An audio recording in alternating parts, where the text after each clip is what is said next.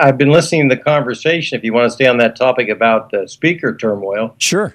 Now, that would be interesting, as you know, and you've stated, and a lot of people didn't realize you don't have to be a member, but it would be very interesting if this thing just kept, dead tying where there was no leader and maybe some deal was cut. And if you had one of the Democratic members would share and then certain amount of Republicans would become chairman, you never know. Maybe they'd cut a deal. So do a week on, week off kind of thing, you mean?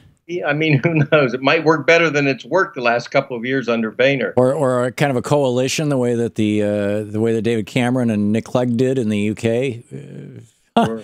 That would be interesting. Although, who gets the fancy corner office with a room where you can smoke and a wet bar? Who gets that?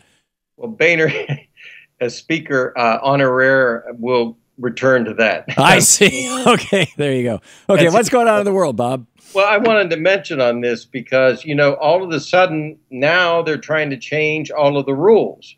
And of course, the chairman of the House Oversight Committee, and you mentioned, Mr. Chavez of Utah, is under the scope right now, obviously, of Speaker Boehner, because now Speaker Boehner says, well, if you want to even run, you have to resign your chairmanships to run. Oh, so really? Oh, yes. Yes. And now this is not official yet, but this is a fact. What Boehner's going to propose, he's trying to wind through the system. He'll need approval of the conference. He can't do it on his own. Boehner is now, for the first time, suggesting if you want to run, so if anyone wants to run for any of the leadership positions and they are a current leader or a chairman, they have to resign that position to run. So that means Kevin McCarthy and Jason Chaffetz have to give up something considerable in order to jump into this race. Does that require a change in the House rules or a change in the Republican rules? It would be the conference rules, and of course, Nancy Pelosi and the Democratic side would stay out of that because it's internal. So it's just a change in the Republican rules, how they conduct themselves internally. But I thought it's very fascinating that all of a sudden, for the first time, Boehner starts to say, well, now, if you want to do this, then you have to resign. And he's also trying to stave off the rest of the elections for a while. So Thursday would be the vote for the speaker. He then wants to delay the vote for the other two positions. Now, I find this fascinating because, frankly, Tom, they need to move on everything as soon as possible or there's going to be chaos. Because once even a speaker is picked by secret vote on Thursday, that's not official until the vote comes a month later.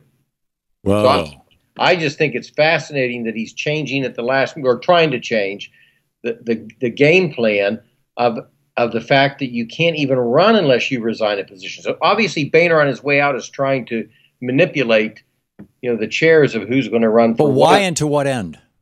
Well, this is what's fascinating. I think some of it is a deal, maybe some type of deal internally cut with someone.